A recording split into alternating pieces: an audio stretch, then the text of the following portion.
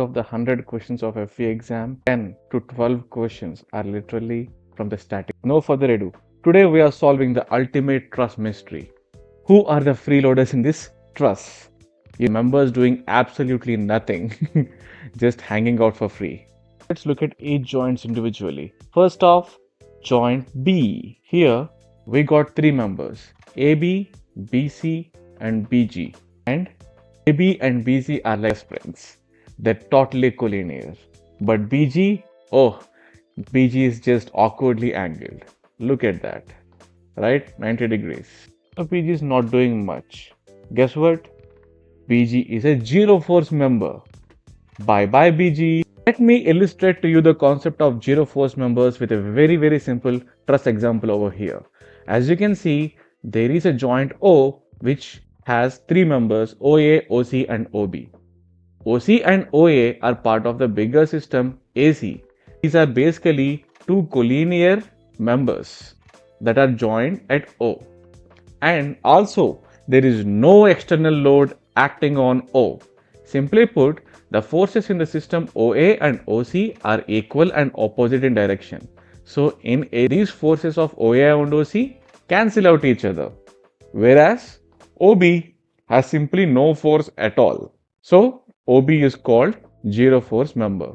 Got it, guys? Don't think too deep. Whenever you see two collinear forces without an external load, understand that all the angled members will simply have zero force in it.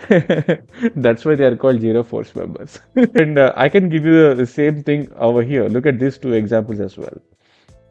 B is the joint, BA and BC are there, BG is there, right? So this is very specific to the problem we are solving right now. AB and BC are collinear forces, whereas BG is the angled member. AB and BC has equal and opposite forces. So these forces cancel out each other, leaving BG to be the zero force member. Very simple, guys. Same thing here.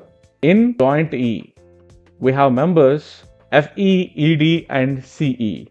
So F and ED has equal and opposite forces. Got it? There is no external load acting on it. So there is no other external forces being generated.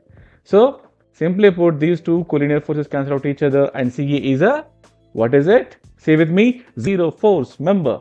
So as simple as that. So far for this problem, we have covered the joints B, C.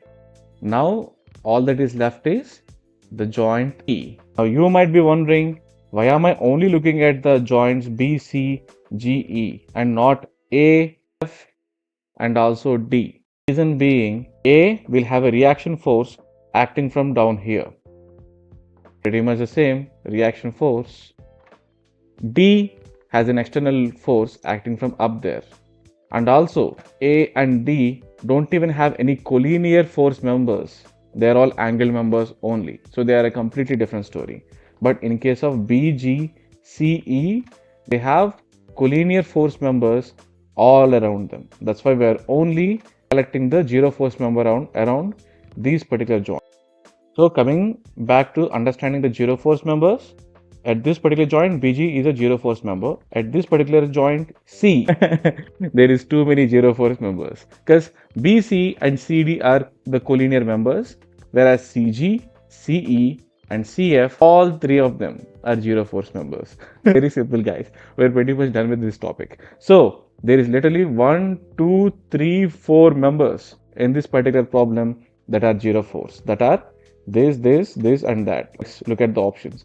Just from the bird's eye view, we can already see 4 options are listed in A and every other option has only 2 options. But let's be careful and read it. BG, yes, it is a zero force. CG, yes, that is a zero force. CF, yes sir, that is a zero force. CE, yes sir, that is also a zero force. Option A is the correct option.